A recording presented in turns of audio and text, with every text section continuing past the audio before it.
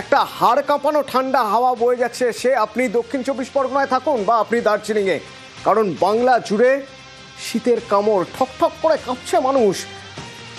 কোথাও 10, কোথাও 11 এই ছিল আজ সকালের তাপমাত্রা। আবার সূর্য ডুবছে। গত কয়েকদিন ধরে তাও কুয়াশা ছিল, আজ কুয়াশা কেটে গেছে। সুতরাং এই রোদ বেরিয়েছে, তাহলে কি আরও তাপমাত্রা কমবে? শৈত্যপ্রবাহ কোথায় কোথায় কতটা ঠান্ডা পড়তে পারে? হাওয়া অফিস কি বলছে প্রথমে একবার জানার চেষ্টা করবো। আমার সঙ্গে সান্নিক রয়েছে সরাসরি।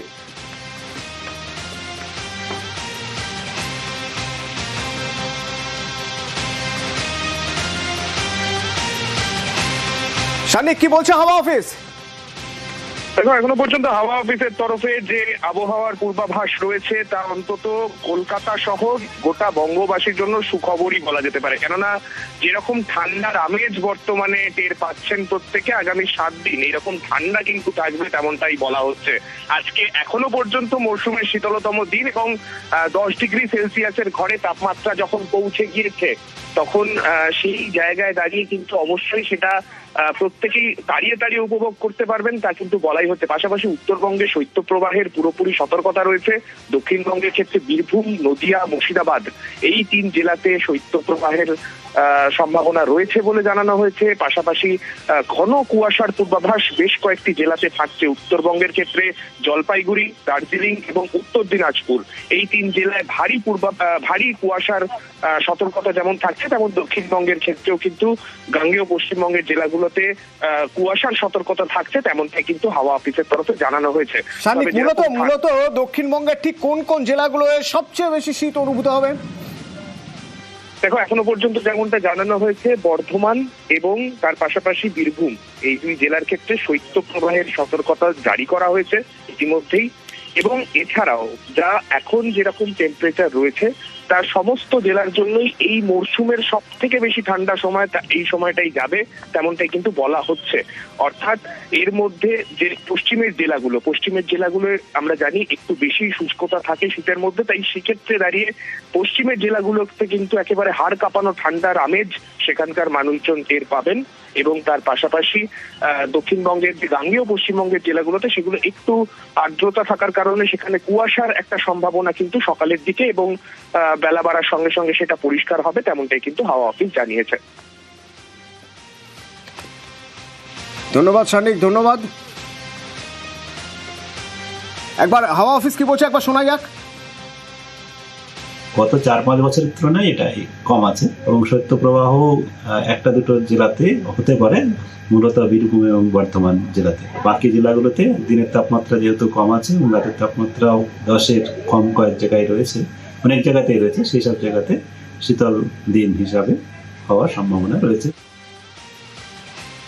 আবহাওয়াবিদ রামকৃষ্ণ দত্ত আমার সঙ্গে ফোনে রয়েছেন। রামকৃষ্ণবাবু, আমরা জানি যে পশ্চিমের জেলাগুলো একটু বেশি ঠান্ডা পড়ে, উত্তরে তো পড়েই, কিন্তু এই নদিয়া, উত্তর 24 পরগনা এইসব দিকে এত ঠান্ডা, এরকম জাঁকিয়ে ঠান্ডা কারণ কি? এটার কারণ মোটামুটি ভাবে 5টি। 1 নম্বর হচ্ছে পশ্চিমী ঝঞ্ঝা, যেটা সাধারণত এই সময় হয় সেটা একবারের জন্য ব্যাপকভাবে হয়নি, যে কারণে ওই পশ্চিমী ঝঞ্ঝার কারণে যে ময়েশ্চার চলে আসে সেটা আসতে পারেনি। 2 নম্বর হচ্ছে ওই ধরুন ব্রহ্মপুত্র নদীর ওপর থেকে প্রচুর পরিমাণে ঠান্ডা হাওয়া আসছে। এর কারণ হিসাবে ব্রহ্মপুত্র নদী দিয়ে বোধহয় কোনো কারণে জল কম আসছে, সেই কারণেই ওখানে ময়েশ্চারের অভাব হচ্ছে আর প্রচুর ঠান্ডা হাওয়া চলে আসছে। 3 নম্বর হচ্ছে ওই রেডিয়েশনটি বেলুন ছেড়ে যেটা দেখা যাচ্ছে, যেটা দমদম এয়ারপোর্ট বা প্রত্যেকটি বড় মেট্রোলজিক্যাল অফিস থেকেই এই রেডিয়েশনটি বেলুন ছাড়ে, তাতে দেখা যাচ্ছে সম্পূর্ণ আকাশের উপর দিকটাতে মানে একেবারেই 500 মিটার থেকে ধরতে গেলে একেবারে 14-15 কিলোমিটার পর্যন্ত উত্তরে হাওয়া অথবা উত্তর পশ্চিম হাওয়া আসছে। এটা একটা বড় ইম্প্যাক্ট দেয়। চতুর্থ হচ্ছে এই যে রেডিয়েশনটি বেলুন ছাড়ে, তাতে ওরা সবসময় মাপে যে কোনো ঝড় ঝঞ্ঝা হওয়ার প্রবণতা আছে কিনা, কারণ এই বেলুনটা শুধু হাওয়া মাপার জন্যই না, অনেক কিছু ক্যালকুলেশন করা যায়। সেই ক্যালকুলেশনে এরা দেখতে পাচ্ছে যে কনভেক্টিভ অ্যাভেইলেবল পোটেনশিয়াল এনার্জি বলে একটা উৎপাদক আছে, সেটার পরিমাণ একেবারেই জিরো। মানে ঝড় ঝঞ্ঝা তো হবেই না, মানে ময়েশ্চার বলতে কুয়াশাও খুব একটা হবে না। এটা কিন্তু আজকে দুপুর পর্যন্ত বলছি, গত 4-5 দিন থেকে আজকে দুপুর পর্যন্ত।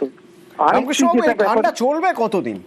হ্যাঁ বলছি, এরপরে যেটা বন্ধ করবে সেটা হচ্ছে ওই পোর্ট ব্লেয়ার থেকে চেন্নাইয়ের মাঝামাঝি জায়গায় একটি হালকা নিম্নচাপের মতন তৈরি হয়েছে, ওইটার থেকে ময়েশ্চার আসছে। এইবারে ওটার ময়েশ্চার কিন্তু এটা ওই ভাইজাগ পর্যন্ত চলে এসছে। হয়তো কালকের মধ্যেই এটা গাঙ্গেয় পশ্চিমবঙ্গে চলে আসতে পারে।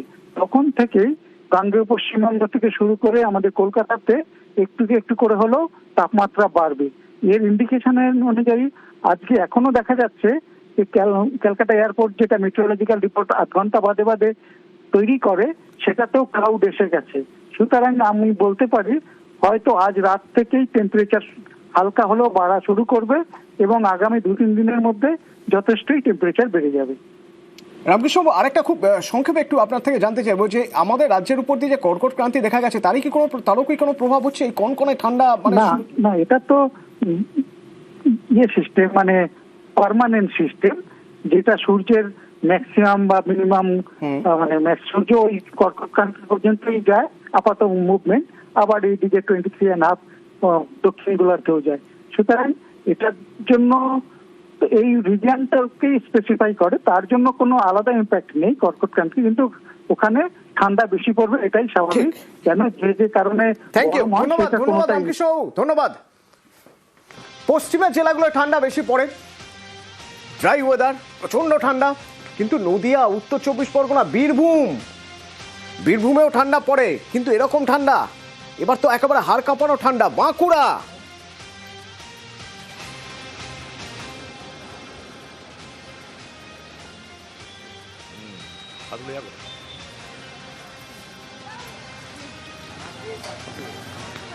বাঁকুড়া থেকে দেবব্রত রয়েছে সরাসরি আমার সঙ্গে, একবার কথা বলবো। দেবব্রত, কি অবস্থা এখন? বিকেল 5টা বেজে গিয়েছে, সূর্য প্রায় ডুবতে চলেছে, এরকম একটা অবস্থায় আজ দিনভর রোদ ছিল, সেক্ষেত্রে হয়তো রাতে তাপমাত্রা আবার কমতে পারে। কি অবস্থা ওখানে?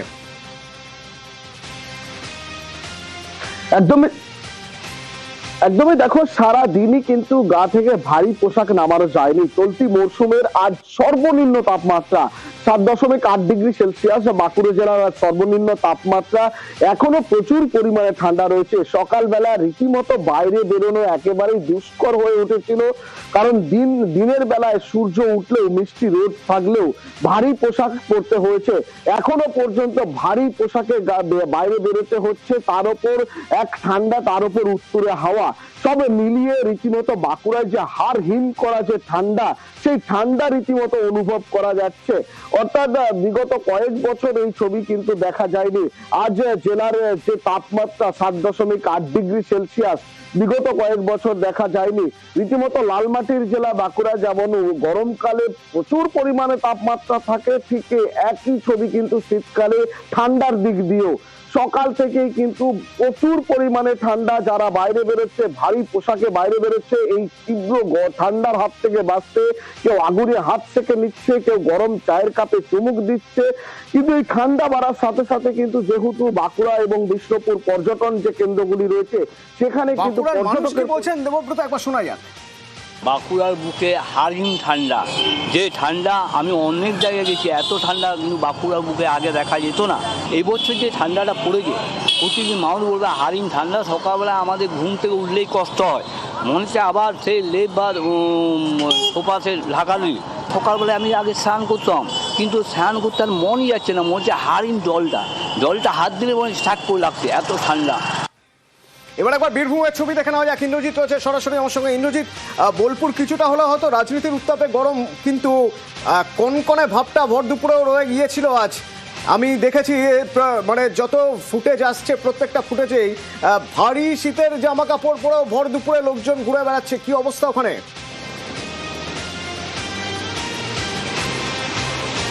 দেখো একদমই যেটা বলে রাখবো, সকাল থেকে কিন্তু একদম হাড় হিম করা ঠান্ডা রয়েছে শান্তিনিকেতন এবং শ্রীনিকেতন এবং বোলপুর এলাকা জুড়ে বা পার্শ্ববর্তী এলাকা জুড়ে। শ্রীনিকেতন আবহাওয়া দপ্তর সূত্রে যা খবর 6.2 ডিগ্রি কাছাকাছি সেলসিয়াস রয়েছে আজকে, এবং আগামী যে ঠান্ডা তার থেকে কিন্তু সর্বনিম্ন কম হচ্ছে আজকের দিন। এবং আগামীতে যে শৈত্য প্রভাব অর্থাৎ যেটা হাওয়া কিন্তু বইছে এবং সেই হাওয়ার জন্যই কিন্তু ঠান্ডা আরও বাড়বে এমনটাই কিন্তু আশঙ্কা করছে শ্রীনিকেতন আবহাওয়া দপ্তর। আর এবং সেখান থেকেও কিন্তু বেশ কিছু যারা বয়স্ক মানুষ তাদেরকে রাস্তাঘাটে বেরোনোর থেকে বা যে শীতের হাওয়া সেখান থেকে কিন্তু তাদেরকে সরে থাকার কথা বলা হচ্ছে, ভারী পোশাক পরার কথা বলা হচ্ছে। পাশাপাশি যেটা বলে রাখবো, যে মোড়, রাস্তার যে মোড়, সেই মোড়ে মোড়ে কিন্তু দেখা যাচ্ছে আগুন জ্বালিয়ে শরীর গরম করে নিচ্ছে সাধারণ বাসিন্দারা। কারণ যেভাবে ঠান্ডা পড়েছে তাতে কিন্তু যে মানুষজন গাড়ি চালানো থেকে শুরু করে সবকিছুতেই তারা কষ্ট পাচ্ছে, আর তার জন্যই কিন্তু রাস্তার ধারে যে আগুন জ্বালিয়ে তারা শরীর গরম করে নিচ্ছে। অন্যদিকে দেখা যাচ্ছে কি যে যারা শুধুমাত্র কাজ থাকলেই তারা বাইরে বেরোচ্ছে, তা না হলে কিন্তু সকলেই কিন্তু ঘরের মধ্যে রয়েছে এমনটাই কিন্তু দেখা যাচ্ছে বোলপুর, শান্তিনিকেতন এবং পার্শ্ববর্তী এলাকা জুড়ে। অতনু, একবার শোনা যাক মানুষ কি বলছেন, বীরভূমের মানুষ।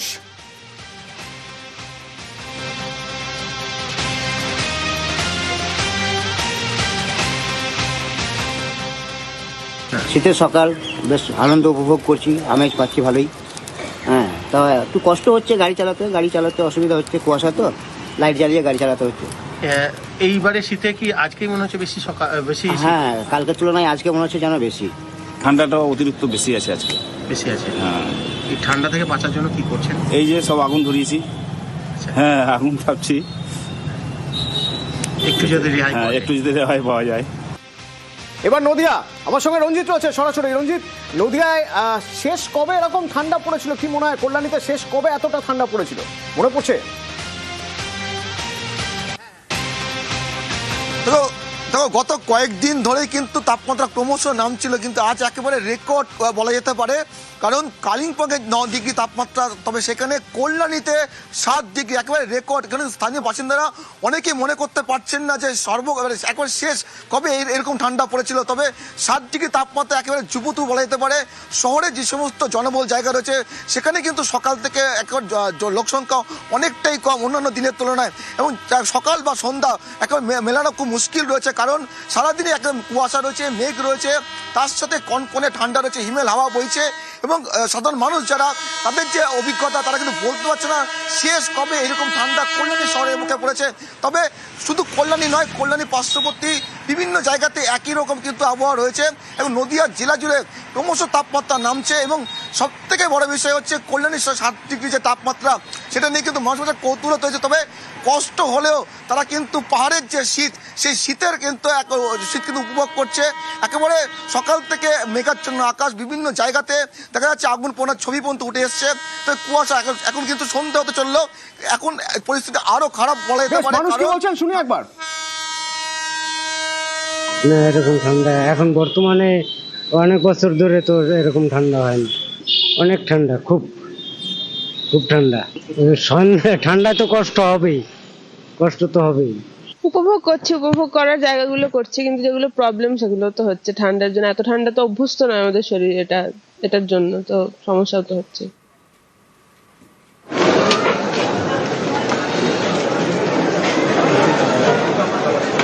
সরাসরি তারাপীঠের ছবি দেখছেন, অভিষেক বন্দ্যোপাধ্যায় তারাপীঠে পুজো দিচ্ছেন। আমার সঙ্গে আমার সহকর্মী থাকবেন অক্ষয়, তার সঙ্গে কথা বলবো। তারাপীঠের ছবি কিছুক্ষণ আগে রামপুরহাটে, আর এবার তারাপীঠে।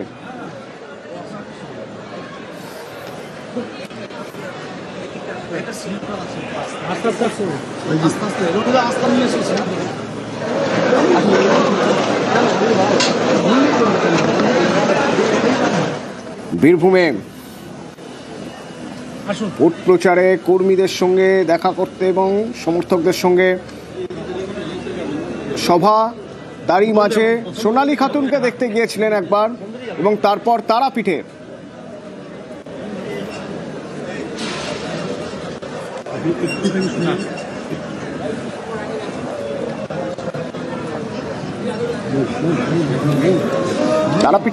পুজো দেবেন অভিষেক বন্দ্যোপাধ্যায়।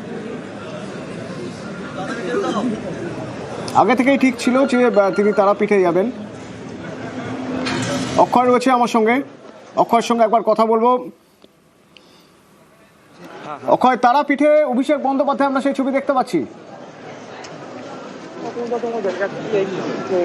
কিছুক্ষণ আগেই তারাপীঠ মন্দিরে এসে হাজির হলেন অভিষেক বন্দ্যোপাধ্যায়। তিনি এই মুহূর্তে তারাপীঠের যে অভিষেক বন্দ্যোপাধ্যায় তিনি এই মুহূর্তে তারাপীঠের যে মন্দির কমিটির যে অফিস ঘর সেখানে তিনি প্রবেশ করলেন। সেখানে তাকে বরণ করে নিচ্ছেন তারাপীঠ মন্দির কমিটির সদস্যরা। তারপর সেখান থেকে তিনি তারাপীঠের মা তারার যে গর্ভগৃহ সেখানে প্রবেশ করবেন এবং সেখানে মা তারাকে তিনি পুজো দেবেন এবং পুজো দেওয়ার পর মন্দির কমিটির তরফ থেকে সংবর্ধনা দেওয়া হবে অভিষেক বন্দ্যোপাধ্যায়কে। এবং বলে রাখি, প্রতিবার বীরভূম সফর আসলেই অভিষেক বন্দ্যোপাধ্যায় তারাপীঠে মা তারার কাছে ছুটে আসেন এবং সেই মতো আজকেও এই তারাপীঠ মন্দিরে এসে হাজির হয়েছেন এবং অভিষেক বন্দ্যোপাধ্যায়কে দেখার জন্য সাধারণ মানুষ যেমন এসে হাজির হয়েছেন, পাশাপাশি তার দলের কর্মী সমর্থকরাও এসে হাজির হয়েছে এবং এই মুহূর্তে তারাপীঠের যে মন্দিরের গর্ভগৃহ সেখানে প্রবেশ করেছেন অভিষেক বন্দ্যোপাধ্যায়। ধন্যবাদ।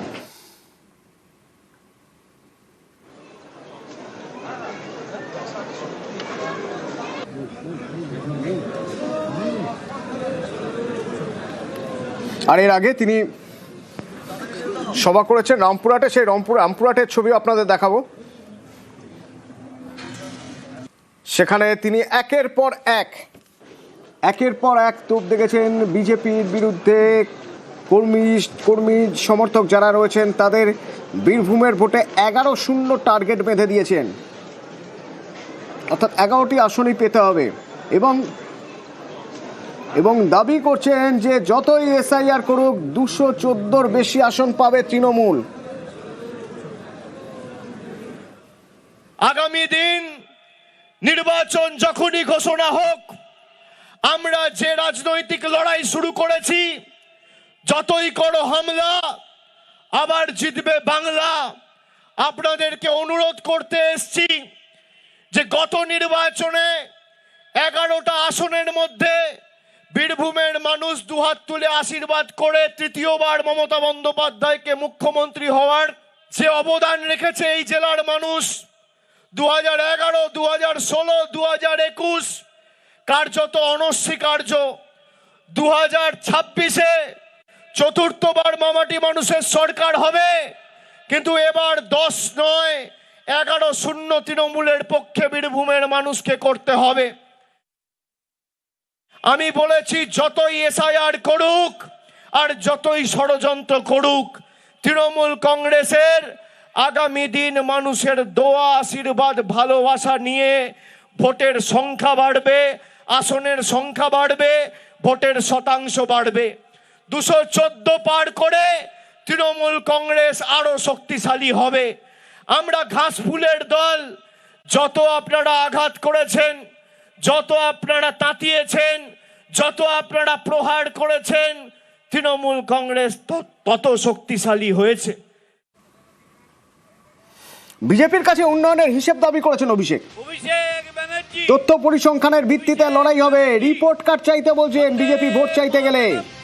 এবং বিজেপির ভাওতা, বড় বড় ভাষণ, 2 লক্ষ কোটি টাকা আটকে রেখেছে।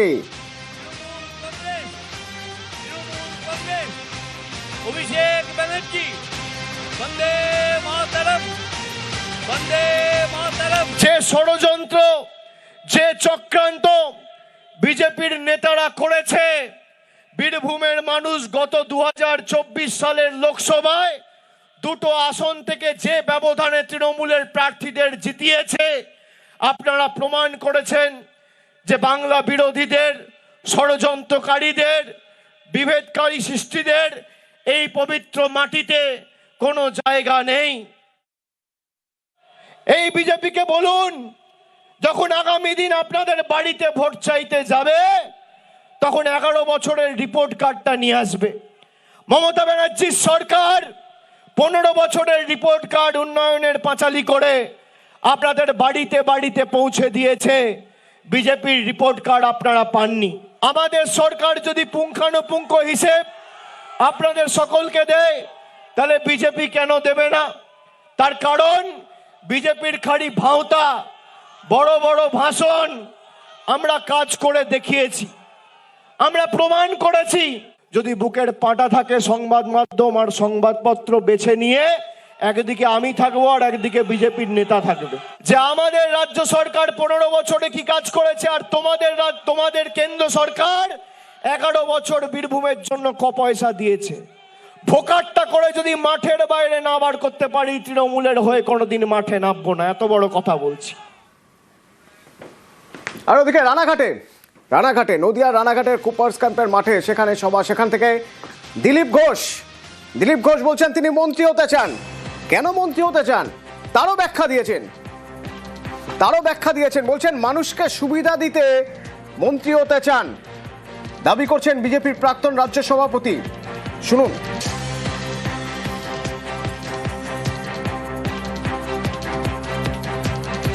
পরিবর্তন তো এমনিতেই হবে, কিন্তু আমরা একটু তাড়াতাড়ি চাইছি। আপনারা অনেকে বলতে পারেন হ্যাঁ আপনাদের বোধহয় আর বাইরে থাকতে ভালো লাগছে না, মন্ত্রী হতে চাইছেন। নিশ্চয়ই মন্ত্রী হব, মন্ত্রী তো হতেই হবে, নাহলে আপনাদেরকে সুবিধা দেবো কি করে? গরিব মানুষের জীবনের পরিবর্তন কি করে করবো?